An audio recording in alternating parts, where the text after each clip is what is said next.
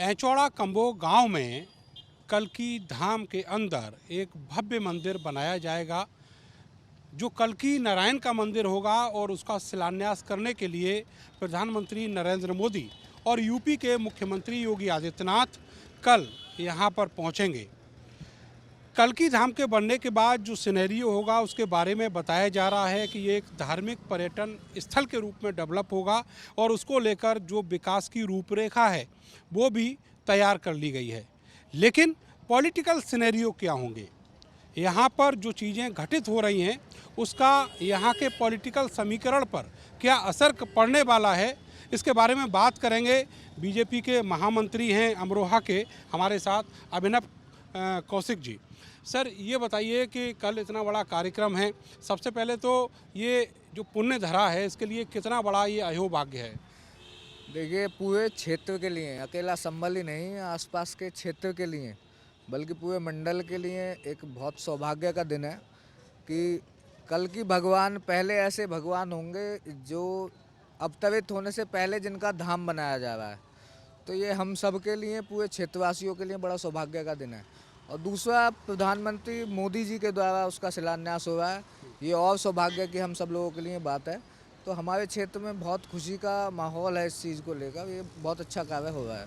अच्छा, यहाँ के विकास की अगर रफ्तार देखी जाए तो मुझे लगता है कि आसपास के जो ज़िले हैं वहाँ से थोड़ा सा धीमा है, तो क्या इस कार्यक्रम के बाद उसमें भी थोड़ी रफ्तार बढ़ेगी?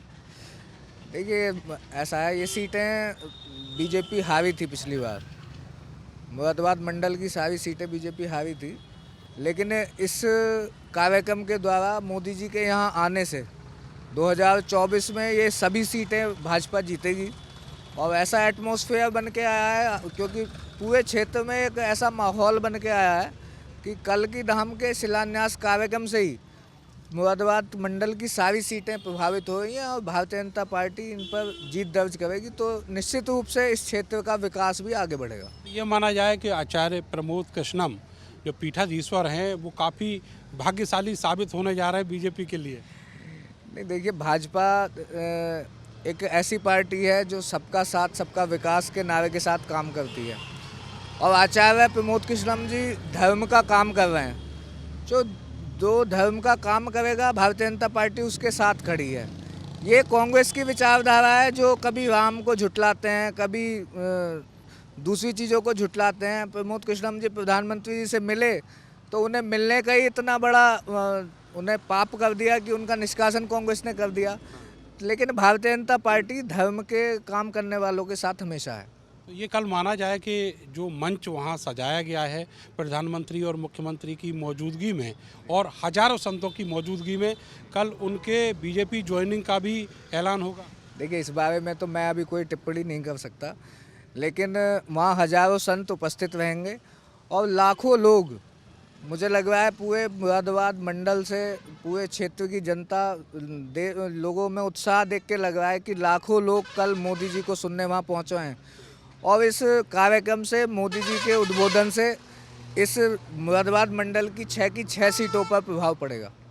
लेकिन आप भले ही टिप्पणी ना करें, लेकिन ये तो बिल्कुल पक्का हो चुका है क्योंकि उनका कांग्रेस ने निष्कासन कर दिया और वो खुद भी कह रहे थे कि 19 तारीख का इंतजार करिए, तो ज्वाइन तो करेंगे आप। ये उनका औपचारिक निर्णय उनका है, उनके बारे में मैं ऐसी कोई टिप्पणी नहीं कर सकता। लेकिन अगर वो मोदी जी को, योगी जी को बुला रहे हैं तो उनका मन अच्छा है और भारतीय जनता पार्टी को सपोर्ट करने का मन है। तो उन्होंने बयान भी दिया है पीछे कि आजीवन वो मोदी जी के साथ रहेंगे, मोदी जी से प्रेरणा लेके काम करेंगे।